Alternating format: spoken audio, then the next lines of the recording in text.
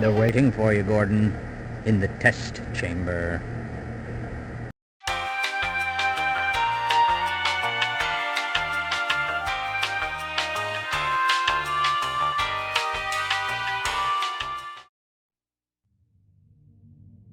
In an ongoing effort to increase my viewer and subscriber count, I'm forced to go for that low-hanging fruit and talk about something that I know will attract everyone's attention. A game that I'm positive will bolster my view count because, let's face it, these videos are a bit crap, and I need all the help that I could get. So consider this the great cash-in video, the almighty Wisplay is desperate moniker, the true testament to how lazy of a content creator I am to dare make a video about such an overdone game that has already been praised to the high heavens. Now that we've given the naysayers their soapbox to flog me from, we can put that joke aside and talk about something near and dear to my heart. Something I've loved for a long time and something, while might be overpraised, deserves just a little bit more praise. Yes, today we're talking about Half-Life, the absolutely revolutionary shooter about the adventures of silent crowbar-wielding Chad scientist Gordon Freeman. This game has been held at a pedestal as a holy symbol of quality, excellence, and purity for close to 2 decades now, and who am I to break that cycle? It's a fantastic game and it deserves the praise it gets and more. Half-Life is, was, and remains a masterclass of first-person shooters, achieving amazing feats in graphics, storytelling, level design, gameplay, and audio. It's the James Cameron of first-person shooters. It may not have been the first to do it, but damn if it didn't do it better than most out there. A beautiful love letter to gamers was crafted the day this thing dropped in 1998. By now, world-renowned Valve Software, best known these days for giving crappy customer support over Steam, and at their head, the legend himself, Gabe PC Gaming Newell. The Santa Claus of PC gaming, the king of GPUs in the picture of peak male performance. It's a game that changed the industry and began something bigger than it set out to do. It's a game that is worthy of all the praise it gets and expect a bunch more of it in this video, though I will talk more about the flaws of the game, that way I can get flogged by the fanboys as well. I mean, what can you say about this game that hasn't been said 187,259 times in the last 47 seconds? Probably nothing. It'd be impossible to sing it new praises unless I were to invent new words in the English language or invent a new spoken language altogether. I mean, come on, it's Half-Life. It's, you know, this!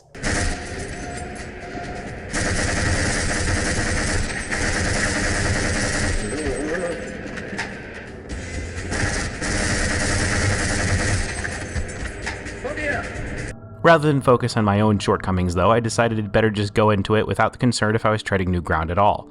After all, I reuse footage of Chrono Trigger to sing it praises in multiple videos now, and I haven't even technically reviewed that game yet, so I'm definitely the kind of guy who doesn't care if I'm going after something new. Instead, I try to make videos that I enjoy making or that I would enjoy watching, and hopefully that translates to enjoyment for all of you. If not, I'm sure you'll find much more enjoyment writing mean comments about how bad I am at games or asking when I'm going to cover Dark Souls.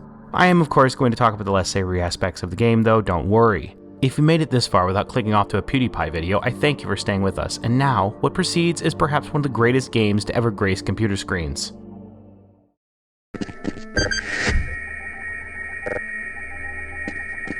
Get away from there, Freeman.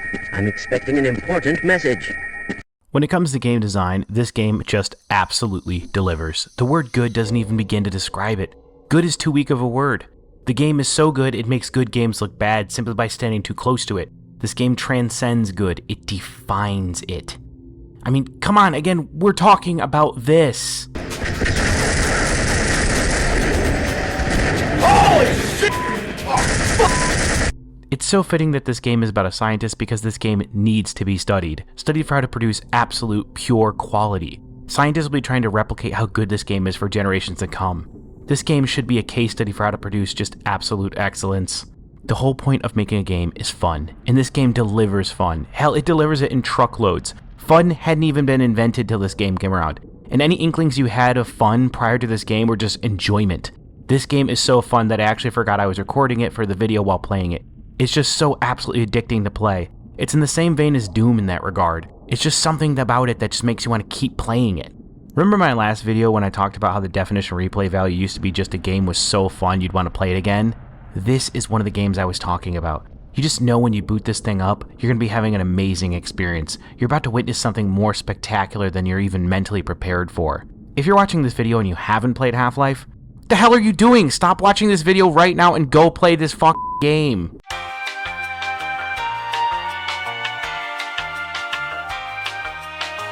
Hopefully, if you're watching past this point, then you've played the game now and thus you know what I'm talking about for the remainder of this video, and thus you now agree with me. Half-Life's design is rooted into 2 core ideas. The first is that all of this, is art. Gabe Newell himself said he was inspired when he saw Mario 64 and saw that video games were an art form. He set out to make a game that could also be considered art, and damn if the man didn't succeed. The second core idea of the game is that this is a game, and that means taking control away from the player as little as humanly possible.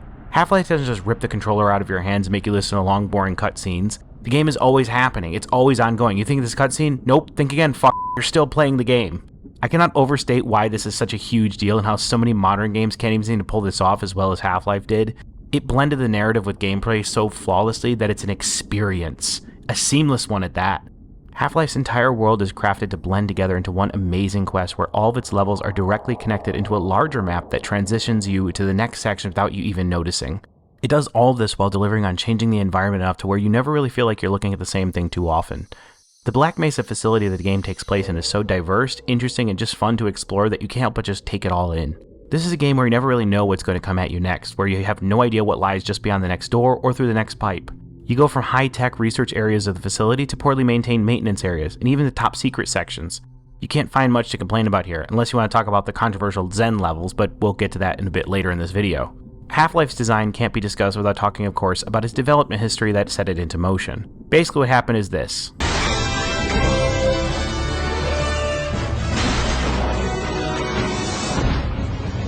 Gabe Newell. See, Gabe Newell left a 13-year career at Microsoft to form a little company that you might have heard of, called Valve Software back in 1996, and began work on one of the most legendary things to ever be made. Something so amazing it's almost up there with another game that it will try to resist name-dropping once again. Half-Life began development in earnest in 1996 using the Quake engine, but it was then heavily modified into the Gold Source engine, an engine that would eventually become the more famous Source engine. But that's a story for another hour-long video, and we don't have time to go down that rabbit hole today. By 1998, Valve would bestow the world with Half-Life, the adventures of crowbar-wielding theoretical physicist Gordon Freeman on a quest to bludgeon everything in sight and crawl through air ducts. Half-Life would be a crowning success, a game that changed the entire industry. Prior to its release, most FPS games were being made on the Build engine or the early Quake engine and looked nothing like Half-Life. Its incredible graphics, unique world building, level design, and state-of-art physics set it far above games like Quake. Prior to this point, most FPS games were far less narrative-driven and only featured stories and worlds that justified shooting enemies, most of which had no real rhyme or reason to be displayed in the world that your character existed in. Unlike those games, Half-Life instead created a world where the environment is familiar and similar to the real world, but also has purpose and meaning behind what's going on. You're in a research facility called Black Mesa, which received big government secret dollars to work on secret technology, and the environment that you're exploring begins to slowly reveal all that. So much of the design of this game shines a light onto story and background information, and every time I play it, I just feel like I notice something new. Just through observation alone, you get a real feel for how safety was a low concern for the good boys over at Black Mesa, as you witness so many mishaps with the machines, Greetings! It's about to go critical. radioactive leaks, If you feel you have been exposed to radioactive or other hazardous materials in the course of your duties, contact your radiation safety officer immediately. and outright incompetent staff members.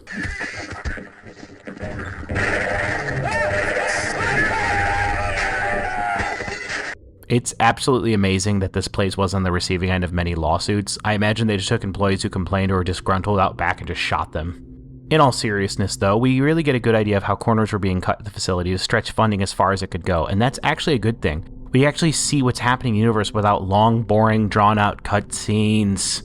Sequences where players will see dialogue, though, are actually completely ignorable. In fact, you can just, in theory, rush through this game and ignore what everyone is saying and have little to no clue what's actually going on if you prefer to be a madman going around pelting people with your red beating stick. Everyone's heading for the surface, but I think they're crazy not to stay put. Someone is bound to come by and rescue us. That's actually part of the charm. Valve never stops you from doing what you want to do, shy of a handful of sequences where you need to keep certain NPCs alive long enough to progress, but these sequences are rare, and most of the time you're free to just blindly murder any scientist you see in Black Mesa without much concern. It's not like anyone's going to get out of here to tell any of you, right? Instead of forcing you to watch, Valve instead employs minor tactics to convince you to sit by and listen on your own accord. It could be something as simple as a character addressing you by name, or just having a switch you have to flip to progress that's located right behind someone who's talking to you. Either way, there's never any real long dialogue sequences, so you never really feel like you're just sitting and listening to people monologue at you for too long, though you will likely have to listen to Dr. Kuma complain about having to wear a tie for the last 17 times. Overall, the world of Half-Life feels very lived in. NPCs are doing things, and there was stuff happening prior to your arrival. Even when finding dead bodies, many of them tell a story of what happened in their final moments. Nothing feels unintentional, and it's got a mixture of dark humor thrown in.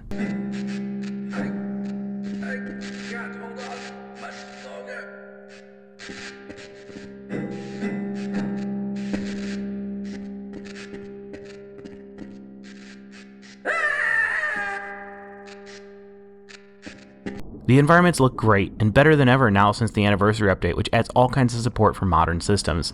Half-Life looks fairly impressive for this day, and if you're more of a modern guy who lives in sin, you can install mods to improve the game's visuals, or you can play the Black Mesa Fan remake, I guess, but this is the game that started it all. This game's engine was so robust that there's tons of mods and fan games made on it, but if we talked about those, this video's runtime would approach The Godfather in length. It's just something we shouldn't do. Another aspect to discuss when talking about Half-Life's design is talk about its enemies. There are two types of enemies in Half-Life, and we're going to talk about the more straightforward ones first that appear in the mid-section of the game, because I believe in doing things in ridiculous order.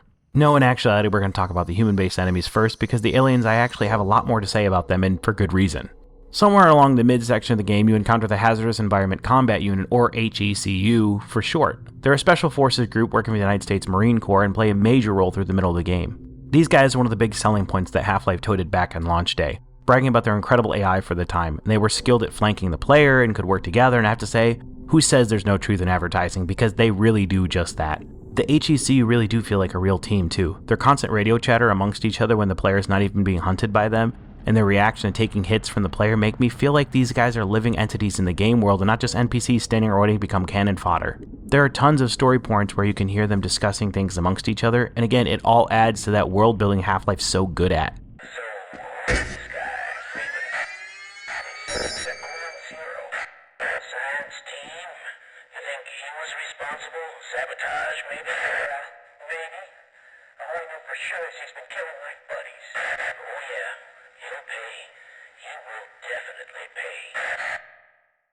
Secondly, you have the Black Ops specialists that appear only in a few sections of the game, but thank God because these bitches absolutely suck.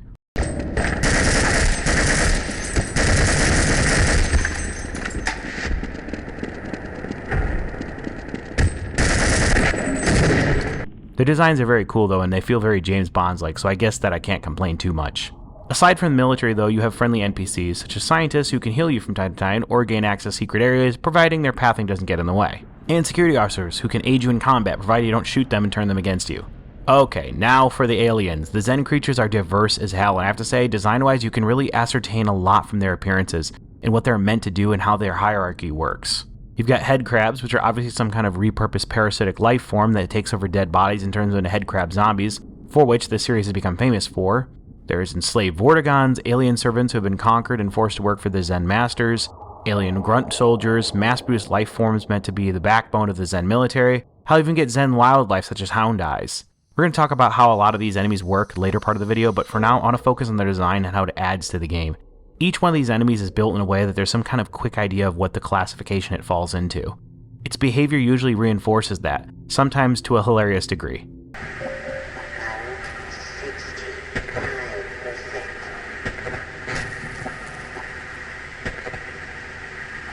Just seeing how the Vortigons are covered in green braces to signify their enslavement, or just absolutely horrifying body horror that is seeing a head crab zombie for the first time, truly remarkable stuff. Half-Life gets how game design matters and wrote the book on how to make an environment that feels lived in and interesting to explore.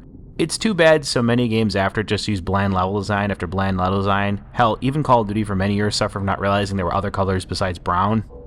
Now, you can't mention design when it comes to Half-Life without talking about its high-quality model pack from Gearbox many years later. It replaced all the game's models with higher textured polygon models and remains fairly controversial.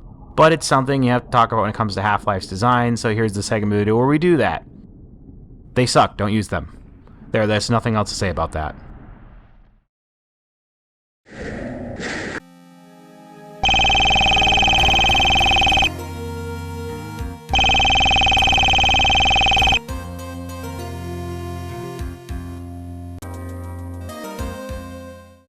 Oh god, the gameplay.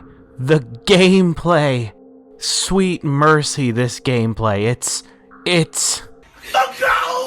Seriously, the gameplay of this game is incredible. This game is so good that there's probably only 12 things in the entire universe better than playing this game, and 3 of them are playing Chrono Trigger. It's appropriate they're playing a scientist in this game, again, because this game is, again, science. It's absolute flawless science of good game mechanics.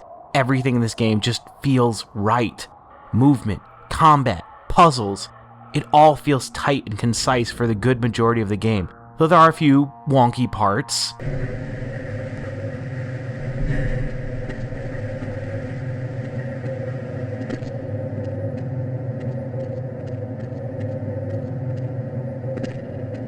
Holy shit, I got it on the first try.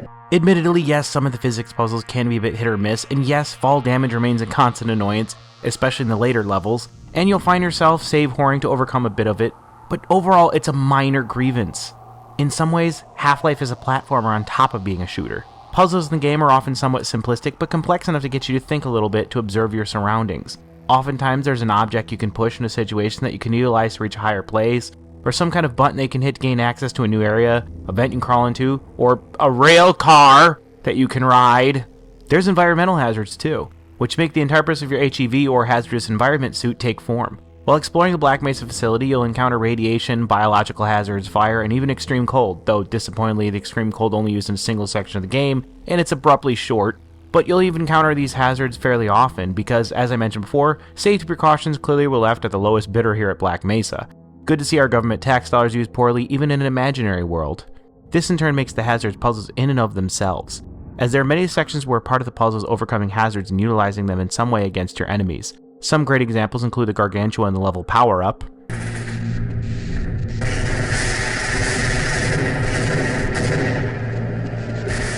or the Tentacle Monster and Blast Pit, which I might add, feature one of the most memorable scenes in the game.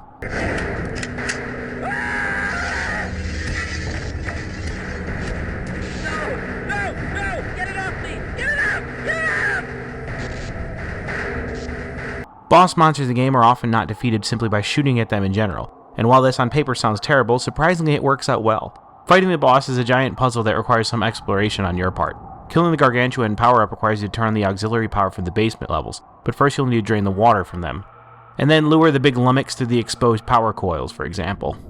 It's all really great stuff that makes you constantly wondering what's going to happen next, and it feels like every level in the game mechanically works different than the previous levels, but in a refreshing way. I want to talk about the levels in a bit more detail, but before we do that, we have to talk about the weapons and combat.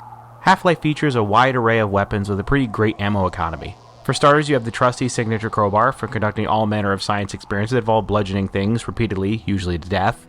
You've got your standard issue Glock, highly accurate with modest firepower. The 357 Magnum, which makes putting large holes in aliens a breeze. The Spaz 12 shotgun, which admittedly isn't the greatest shotgun in video game, and its Half-Life 2 counterpart definitely feels more rewarding to use. But it makes up for it by having an incredibly absurd ammo capacity of 125 reserve rounds and a decent double barrel fire. An MP5 submachine gun, which is one of your bread and butter weapons. A crossbow for long range and underwater combat, which, yes, Half-Life has. A rocket launcher with a controlled target system, which I might add is introduced in a really fun way where you get to shoot down a helicopter with it. There's even a few science guns such as the Tau Can and even some alien weapons, albeit the alien weapons are definitely the least useful and often used as a last resort weapon when you're low on ammunition for weapons you'd actually want to use. There's so much that could be said about this game, but not enough time in one video to squeeze it all in. The combat is tight and fast-paced, and challenging enough to keep you entertained, but not so difficult that you'll give up. There's an excellent balance when it comes to difficulty of the combat, and that's what I like to see.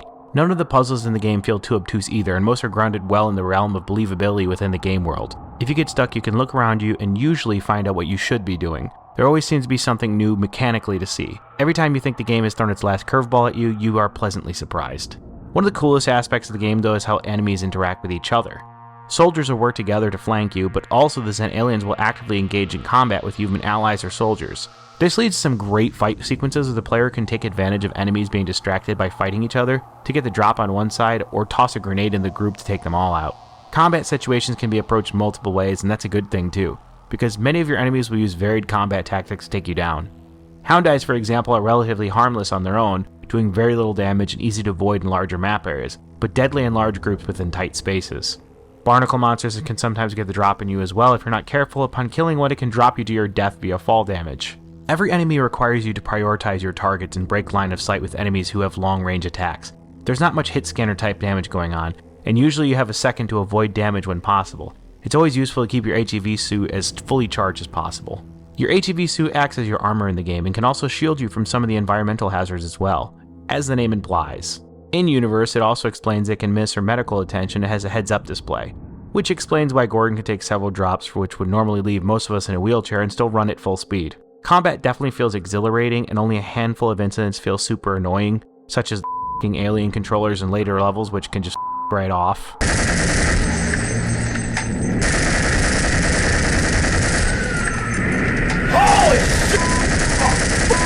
Gameplay is important, and Half-Life has gameplay down to an exact science, no pun intended. And to get a full explanation of what's on the table gameplay-wise, it actually features one of the best tutorial levels in gaming, the Hazard Course. Very good. I hardly noticed you. Freeman? I can't be bothered right now. Excuse me, Gordon, but I'm rather busy. Weren't you supposed to be in the... Please, leave me alone. You'll just have to wait until after... Excuse me, Gordon, but I'm rather busy now. Please, leave me alone until after the experiment. In the event that you're a complete idiot and haven't figured this out this late in the video, spoilers incoming. As I said at the start of this video, you really should play this amazing game prior to watching. Hell, even play it after watching this video. Even if I spoil this game, it's still awesome and you should still play it. The game starts out with the prologue chapter called Black Mesa Inbound. You're Gordon Freeman, 27-year-old theoretical physicist who performs science stuff. Again, mostly by hitting things with crowbars. Gordon is on his way to work, which he is running late for because he is busy playing Doom until 3 AM, which is understandable as I've done that quite a few times myself. Morning, Mr. Freeman. Looks like you're running late. Right out of the gate, we're presented with the second chapter of the game, Anomalous Materials, where we get to hear a lot about the work culture here at Black Mesa. Please report alien invasions to administration in a timely manner. This is where Half-Life storytelling is put on full display for the first time. Characters will speak to you and even react to you, but not through the means of boring cutscenes. Again, it's all happening in real time. So if you're a speedrunner, you can just ignore these people, or you can mess around with casserole and microwave. My God, what are you doing? You get suited up in your HEV suit, and you're off to another day of messing around with antimatter particles and bad decisions. After a brief conversation where your capabilities are questioned, Gordon doesn't need to hear all this. He's a highly trained professional. you go to conduct an experiment which goes horribly wrong.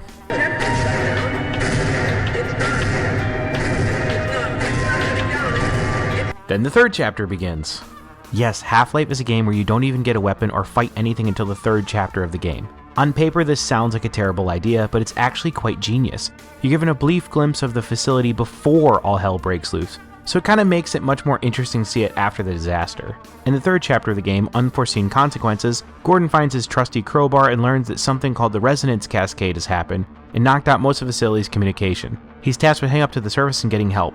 With crowbar in hand, he makes his way up. It's not until Chapter 5 we've got Hostiles where the military shows up to rescue you guys, but they definitely seem to be pretty bad at it. Rescued at last. Thank God you're here.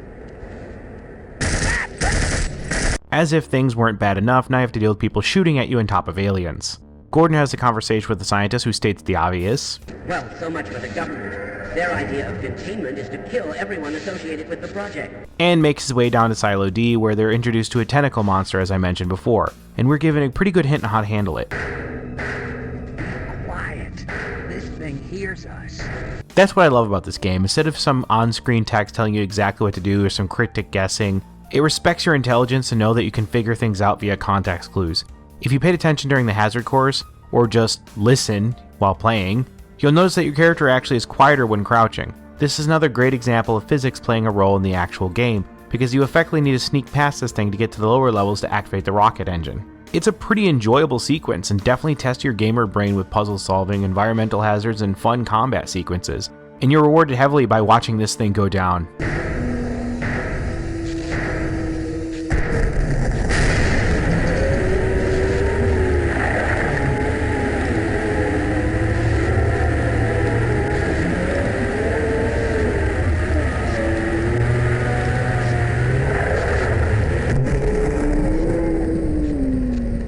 There is little that's more satisfying than giving an enemy that's giving you such a hard time the middle finger in a game. After making your way through the hole the creature occupied before turning it into chicken tendies, you can pick up the Majesty 357 Magnum. This gun feels so good to use. It's incredible kick, it's amazing firing sound, and it's cool idle animation, which I forgot to mention earlier. This game's idle animations are detailed and really fun to watch. The attention to detail of Half-Life is better than the attention to detail I put into these videos. A brief trek through the waste system, we arrive at Chapter 7, Power Up. The very first thing we get to see is soldiers taking on our next boss monster, the Gargantua. The best part about this is they are literally too distracted to bother with you if you don't get too close, so you can use them as a distraction to sneak past this thing. It's a great example of Half-Life's AI just being so advanced for the time. One criticism I have to give this level is it's a bit too similar to Blast Pit in that we are essentially navigating around a central area to enter sub-areas to flip some switches, put everything into place to kill a boss, but it's forgivable as the game does eventually give us conventional bosses if we actually take them down by shooting. Blast Pit requires a bit of wit to get through some of the combat sequences. There are quite a few places where you'll find yourself blown to pieces with explosive items all around you. Fun fact, you actually can kill the Gargantua with explosives instead if you have enough stocked up and don't waste many, but it's a huge pain. After setting everything up, you can lure this big lug through the power station and he gets a date with old Sparky. With him out of the way, you take the rail cart into the center room over to the worst level in the entire game. I know a lot of people say the worst levels are the Zen ones, but no, you're wrong, it's on a rail. I loathe this level. This level is the most tedious in the entire game. I'd rather be taking a hammer to the nuts than playing through this level. As the name implies, you spend the vast majority of this level on a rail cart system, and it is not fun. Sure, you stop for brief bits to flip a switch or go pick up ammo stashes, but this level drags on for way too long, and it's super annoying because stepping on the rails without the cart causes electric damage as well. I seriously think the FBI should retire all their forms of interrogation and just switch to forcing suspects to play on a rail over and over and repeat. I'm sure even after making this video, someone out there will make a mod that forces you to do just that, and if that person is watching this video in the future, I hate you. The entire point of this level though is that Gordon has to take the old decommissioned rail system to a rocket silo, because a couple of eggheads said they need a satellite in orbit to get rid of the aliens. It slowly becomes more clear as to what kind of top secret stuff has been researched here at Black Mesa, and Gordon contemplates if he should negotiate for a better benefit package. Of course, Gordon manages to launch the rocket and we're treated to some rockin' music.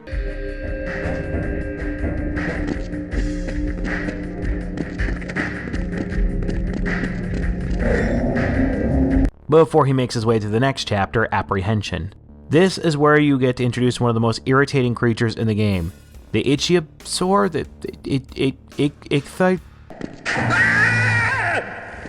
That! I probably butchered that, but he's an annoying little that mauls you underwater, and I'll admit, the lore drop about him is pretty interesting though. Did you see it? They said it was hauled from the Challenger Deep, but I'm positive that beast never swam in terrestrial waters until a week ago. There's a tranquilizer gun in the shark cage, but I'm not sure it would work on this species. You're welcome to try. Gordon grabs a crossbow from the shark tank, which is one of the 3 weapons you can actually fight this thing with, the other being the Glock and the crowbar. With him out of the way, we have the only sequence in the entire game that uses the cold hazard. It's actually embarrassingly short and just so underused. This could have been an interesting sequence, but instead it mostly amounts to bolting through the freezer and hopping down a vent. It's literally over in about 30 seconds and super underwhelming, just like some other games I know of. Then this happens. Freeman, right? I've got a message for you. Make sure you don't... Entering this area introduces some of those frustrating enemies in the game, the Black Ops specialists. To sum them up, they run, they jump, and they hit you with science pistols up your butthole. Holy shit, even to this day, I cannot stand these ladies. They're ironically also the only female enemies in the entire game. However, once you take them all down, you open the surface access and...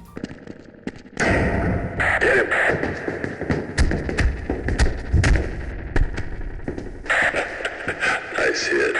Okay, I'm not sure how many games use the trope of you losing all your equipment and have to start over in the middle of the game, but I'm not a fan. Even my beloved Chrono Trigger does this at one point in the game, but at least Chrono Trigger makes that segment incredibly short. Okay, you can cue the Chrono Trigger clip now. At the very start of residue processing, you lose all of your gear, and you're left to go find replacements. You escape a trash compactor and have to navigate through the waste areas of the facility. This highlights really how poorly Black Mesa cared about safety as much as the stuff just falls apart here. If I'm perfectly honest, this is also a pretty weak level just like on a rail, but thankfully it doesn't feel nearly as drawn out. I think the biggest standout is the really tedious conveyor belt section where falling could result in death. Eventually you slog through it and end up at questionable ethics. where surprise surprise, turns out the Chads at Black Mesa knew about the Zen aliens long before the events of the game and were experimenting on them. This is where you start to realize that many people working for Black Mesa don't even fully know what it is that they do, as only those who have access to a higher clearance are in the know about some of the things that are going on, of which Gordon isn't one of them. This leads us right into surface tension, which now is a bloodbath. Up on the surface we see the HECU having it out with the aliens. It's a battlefield and you're caught in the middle. This is another great example of Half-Life's AI. You can just actually get through this by picking a temporary side, aiding them and taking out the enemy you fear the most, and then turning on them. Or alternatively, avoid the fight altogether and let them duke it out. Surface tension is probably the peak of the main conflict between the HECU and the Zen aliens, because the very next chapter, Forget About Freeman, they begin to retreat, saying they have other plans for Black Mesa at this point. With the HECU mostly out of the way, Gordon can focus on the true task at hand, shooting things until they're dead.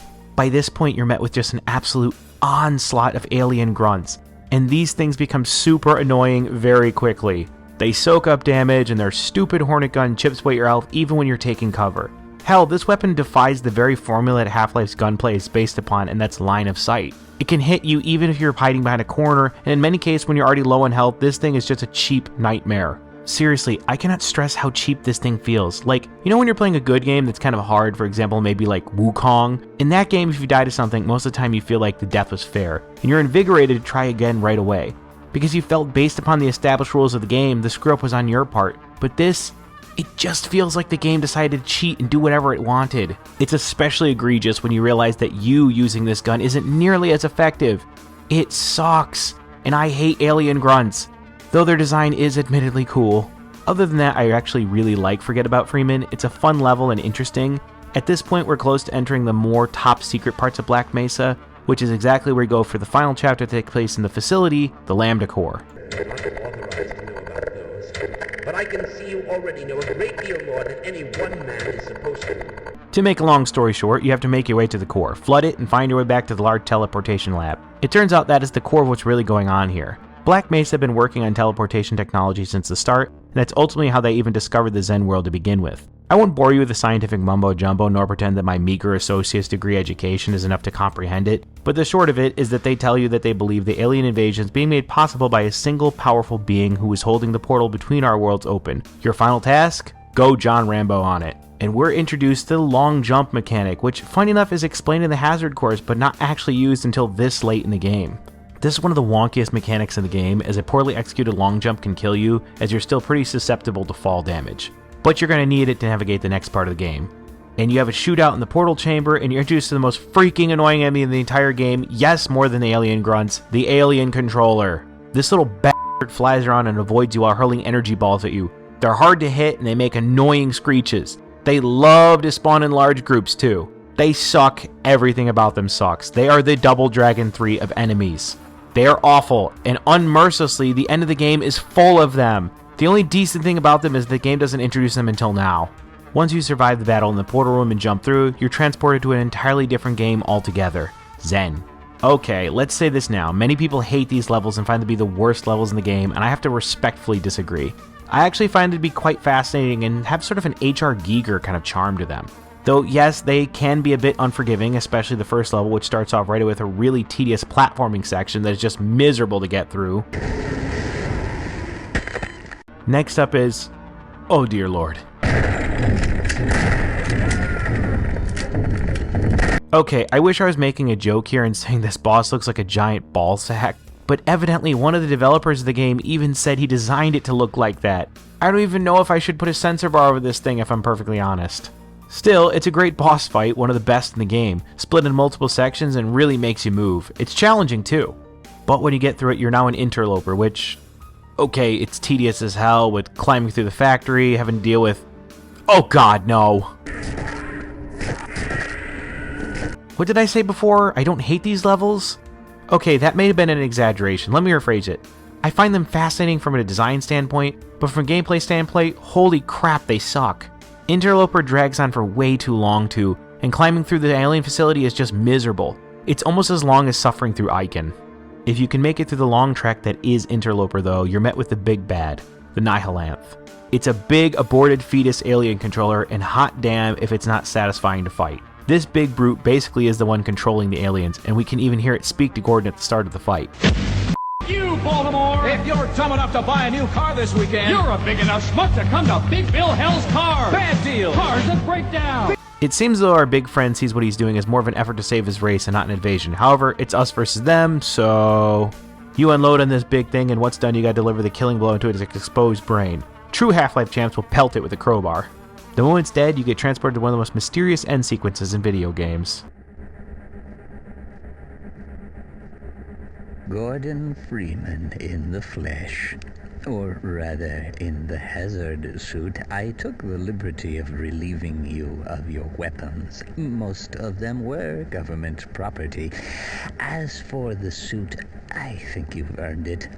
The same strange guy from the start of the game that we occasionally see watching us appears and offers us a choice of working for him and his mysterious employers. This guy would go on to become the most mysterious figure in the entire series, being known only as the G-Man. It's pretty clear from his demeanor and odd manner of speaking and choice of words that he's not human, but we're not really sure what he is. If you accept, you're put into stasis and await your next assignment. If you don't, well, let's just say it's not really that pretty. Overall, it's a roller coaster of a story, delivered with ambience, tact, and quality. You've got excellent voice acting, masterfully done scripted sequence, and just a story that leaves the player begging for more. Half-Life's story is so deep that this video isn't even doing it justice, and there's an entire wiki going into the nitty-gritty. There simply isn't enough time to dissect it, but there are entire channels that cover the story in multiple videos, and you should really check them out. Half-Life is a story that everyone should experience at least once, if not a dozen times like myself. Oh, Freeman, who would have thought you'd still be alive? When we talk about sound, one word comes to mind for Half-Life: iconic. This game really delivers in terms of its sound design, from the satisfying weapon sounds, its voice acting, to its great music cues. Half-Life is oozing an excellent audio direction. The soundtrack was designed by Kelly Bailey, one of Valve's first employees, and it absolutely delivers. The track range is dynamic and versatile. You've got your more sciencey tracks for when you acquire awesome tech, battle tunes, and even great ambient soundtracks to set the mood. Overall, you've got excellent audio, some of which has reached meme status. You've probably heard most of Half-Life's audio before, actually, even if you haven't played it, as tons of YouTube videos, fan-made games, ROM hacks, and various other creations have ripped off Half-Life sound effects. It's basically at meme status at this point, and rightfully so. While a majority of the game is silent music-wise, that's not a bad thing. Music tracks are reserved for key moments, and with the anniversary update, it fixes an issue where previously if you entered a new loading area, occasionally iconic tracks would just stop, so you're free to headbang to all the music in its wonderful splendor. While many will say the voice acting in this game is a bit dated, it's actually pretty standard stuff for the time and quite remarkable. Kelly Bailey really delivered here, and I'm glad to, because like I said before, a lack of great audio can really take away from a game's atmosphere, and while Half-Life isn't technically a horror game, it's an action game with horror elements thrown in, and those elements wouldn't shine nearly as well without the stellar audio. Amazingly, I managed to get through the last few minutes of talking about Half-Life's audio without once mentioning the meme soundbite of a scientist taking damage. There's nothing else to say about the audio except, it's good. It's very good. Take a listen.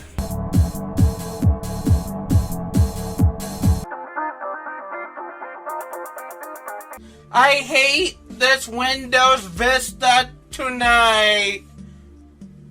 Blue screens.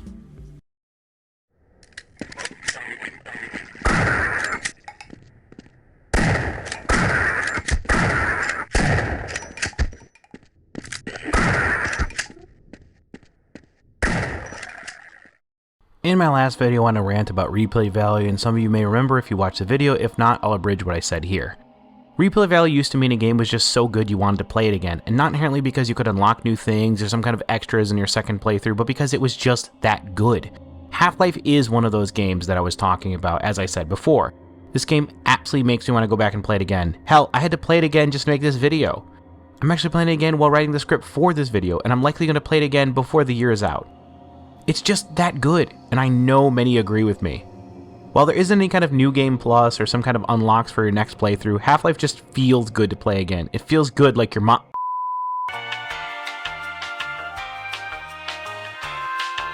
If that's enough for you though, there are tons, and I mean tons of mods for this game, plenty of fan-made content to keep you busy for hours, and channels that cover said content. And then you have Deathmatch, Half-Life's pack-in multiplayer component, which evidently still has active player bases even to this day.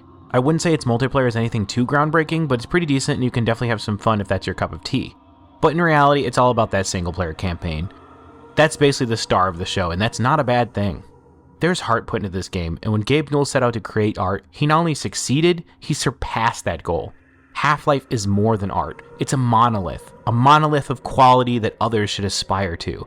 It set a standard in gaming and paved the way for modern shooters, which still use pieces of Half-Life's formula to this very day, albeit nowhere near as amazingly. Gordon Freeman has become an icon in gaming and a protagonist that many have come to love, and thus why the wait for his continued adventures has been so difficult. With the release of Half-Life Alyx, though, I remain hopeful that one day we may actually get to see the next chapter for the adventures of Dr. Freeman. One can only hope.